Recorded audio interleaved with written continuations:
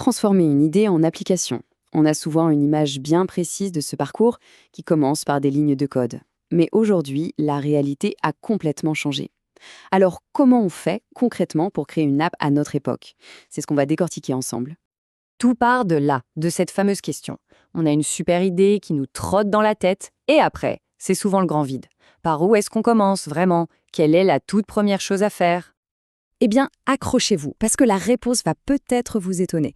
Elle vient d'un expert du domaine, un développeur d'application, qui nous dit « Le code, pour moi, c'est l'étape 8. 8. Pas la première ni la deuxième. » Ça remet pas mal de choses en perspective, non?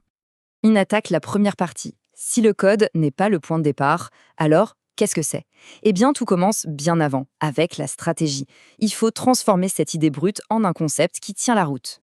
C'est ce qu'on appelle la phase de validation. Et elle est absolument cruciale. En gros, avant même de penser à la technique, on doit faire 3 choses. D'abord, on challenge son idée.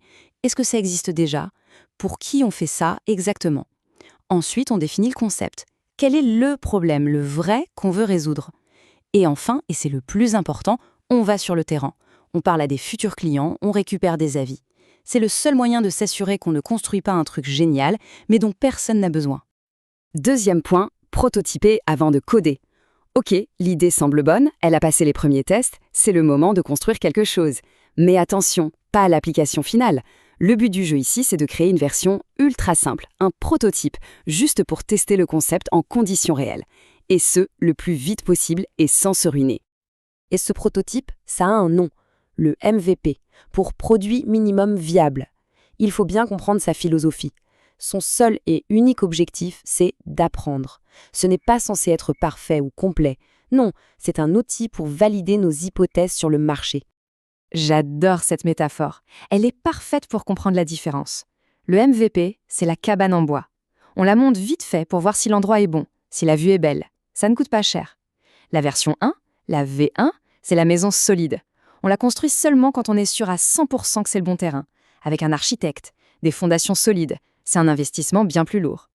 Alors pour construire cette fameuse cabane, comment on fait? C'est là qu'interviennent les outils no-code et low-code. Le no-code, c'est 100% visuel. On assemble des briques, pas besoin d'être développeur. C'est idéal pour aller très vite. Le low-code, c'est un peu le meilleur des deux mondes. C'est aussi très visuel, mais ça laisse une porte ouverte pour ajouter un peu de code si jamais on a besoin de plus de puissance. Et concrètement, ça ressemble à quoi? Eh bien, il y a des outils incroyables aujourd'hui. Pour les apps mobiles, on a par exemple Flutterflow. Pour les applications web, un outil comme Bubble est super puissant. Pour des sites, il y a Webflow. Et même avant tout ça, on peut utiliser Figma pour créer des maquettes interactives, des sortes de fausses applications pour tester le parcours de l'utilisateur. Troisième partie, on va jeter un œil dans les coulisses d'une app. L'idée est validée, le prototype a fonctionné. Maintenant, il faut quand même comprendre, même sans être un expert, comment une application fonctionne sous le capot. En fait, pour faire simple, une application repose toujours sur 3 grands piliers. D'abord, le front-end. C'est la partie visible de l'iceberg, tout ce avec quoi on interagit, les boutons, les menus. Ensuite, il y a le back-end. Ça, c'est la machinerie, le moteur. C'est invisible, mais c'est lui qui fait tous les calculs. Et enfin, la base de données. C'est tout simplement la mémoire de l'app, là où toutes les infos sont stockées. Et la révolution, c'est que de nos jours, on n'est plus obligé de construire ce moteur soi-même à partir de zéro. Il existe des services qu'on appelle BASE pour Backend as a Service. En gros, ce sont des plateformes qui nous fournissent un back-end de tout prêt, base de données, gestion des utilisateurs, etc. Ça permet de se concentrer sur l'essentiel, l'expérience de l'utilisateur, le front-end.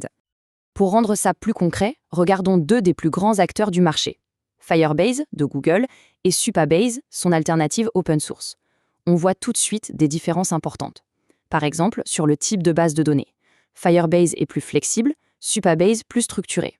Ce sont des choix techniques qui ont un vrai impact sur le projet. Pareil pour le modèle de prix, l'un est plus au compteur, l'autre plus prévisible. Quatrième partie, on ouvre la boîte à outils moderne. Maintenant, parlons des outils qui sont en train de tout changer. Vraiment, c'est ce qui rend le développement aujourd'hui tellement plus rapide et accessible qu'avant. Et au cœur de cette révolution, il y a bien sûr l'intelligence artificielle. Des outils comme GitHub Copilot ou Cursor, c'est comme avoir un développeur ultra expérimenté assis à côté de soi en permanence. Il suggère du code, il trouve les erreurs, la vitesse de développement est décuplée. C'est un vrai game changer. Maintenant, regardez bien ce chiffre. 1 400 €. C'était, il y a quelques années, le prix pour une prestation de base, la stratégie de départ pour un projet d'app proposé par un développeur en début de carrière. Et maintenant, ce chiffre-là, 14 000 € pour exactement la même prestation aujourd'hui. On a fait x10.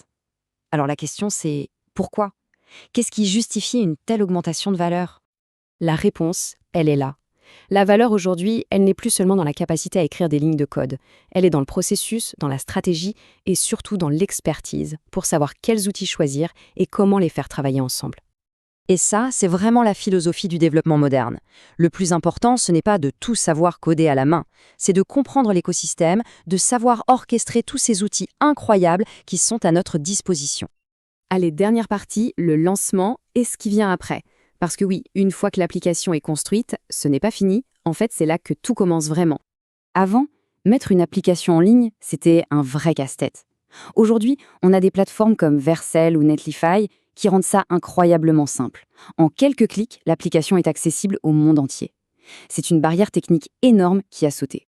Une fois en ligne, l'application se met à vivre, et ça enclenche un cycle qui ne s'arrête jamais. D'abord, on surveille. Comment les gens l'utilisent? Est-ce que ça fonctionne bien? Ensuite, on écoute, on récolte les avis, les critiques, les suggestions. Et avec ça, on améliore, on met à jour. Et on recommence. C'est un processus d'itération continue. Et tout ça, finalement, nous ramène à la case départ. L'application est peut-être prête à être construite techniquement. Mais la seule, l'unique vraie question, c'est est-ce qu'elle est prête à être utilisée?